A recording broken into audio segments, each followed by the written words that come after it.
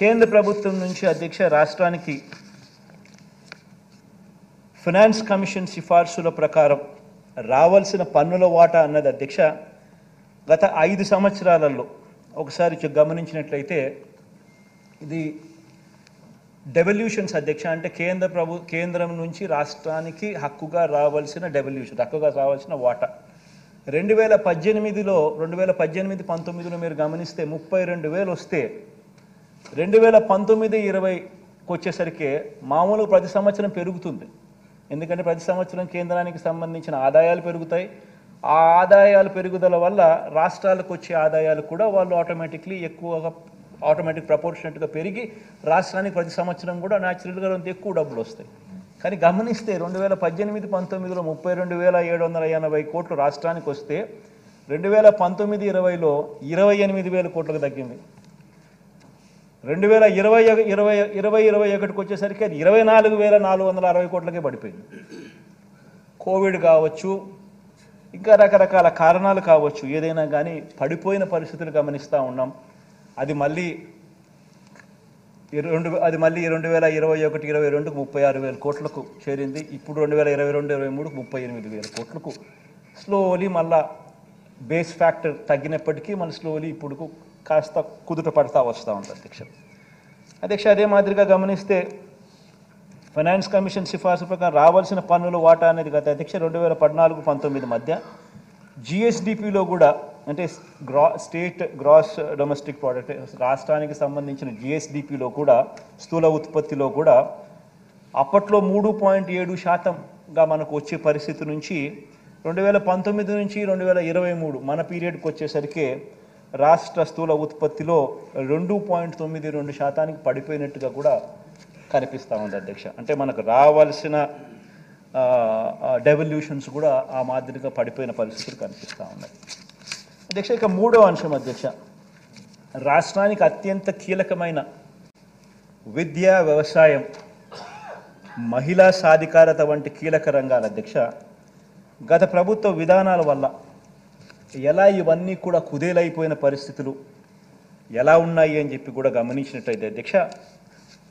చూస్తే అధ్యక్ష, విద్యారంగాన్ని తీసుకుంటే అధ్యక్ష కేంద్ర ప్రభుత్వం విడుదల చేసిన గణాంకాల ప్రకారం అధ్యక్ష ఇది 2018 మార్చిలో రిలీజ్ చేసిన డేటా అధ్యక్ష.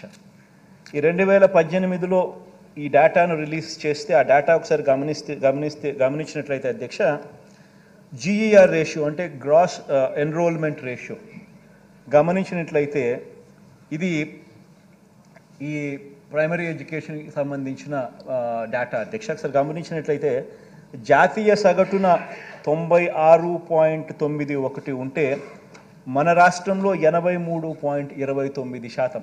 చాలామందికి అనిపిస్తుంది అమ్మఒడి అనేది ఎట్లొచ్చింది బుర్రలోకి. ఈ డేటా చూస్తే ఎవరికైనా కూడా అమ్మఒడి అనేది ఎంత అవసరమో అనేది ఎవరికైనా అర్థమవుతుంది అధ్యక్ష.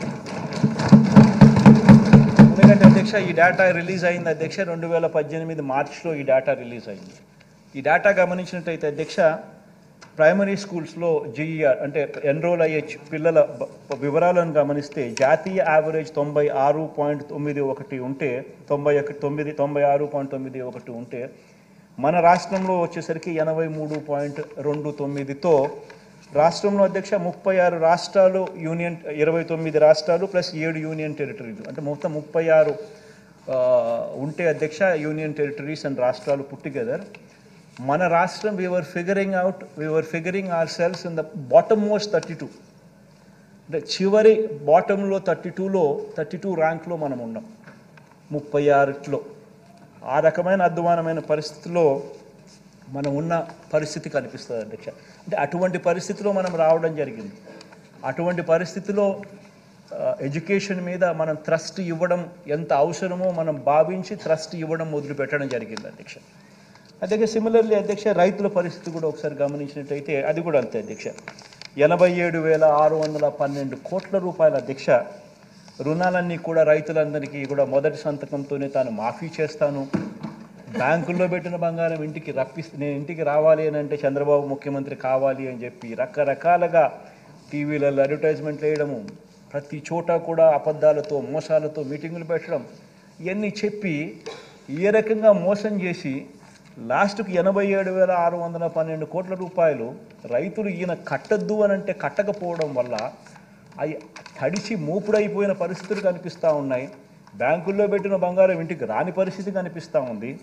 ఏకంగా ఈయన ఎంత చేశాడు అని అంటే మొట్టమొదటి సంతకం రుణమాఫీ అని చెప్పిన వ్యక్తి మొట్టమొదటి సంతకం రుణమాఫీ కథ దేవుడు ఎరుగు 5 ఏళ్ళు కలిపి కూడా కేవలం 15,000 కోట్ల రూపాయలు కూడా రైతులకు ఇవ్వని పరిస్థితి అధ్యక్ష.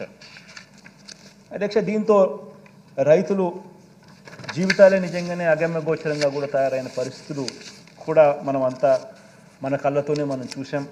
బ్యాంకుల్లో పెట్టిన బంగారు ఏ రకంగా వేలం వేయడం కూడా మన కళ్ళారా మనం కూడా చూసాం అధ్యక్ష.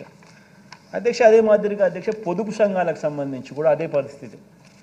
మహిళలకు సంబంధించి మహిళ ఆర్థిక స్వావలంబనకు సంబంధించి 14,205 కోట్ల రూపాయలు పొదుపు సంఘాల రుణాలన్నీ మాఫీ చేస్తానని చెప్పడం, మాఫీ చేయకపోగా 2016 అక్టోబర్ నుంచి 0 వడ్డీ అనే పథకాన్ని సైతం అక్కచెల్లెమ్మలకు ఇవ్వకుండా అది కూడా రద్దు చేసేయడం, వీటి అన్నిటి ద్వారా ఏకంగా పొదుపు సంఘాలకు సంబంధించిన ఎన్పిఏస్ అండ్ అవుట్ స్టాండింగ్స్ అక్కచెల్లెమ్మలకు దాదాపుగా 18% ఎగబాకిన పరిస్థితులు మనం అంతా చూసాం.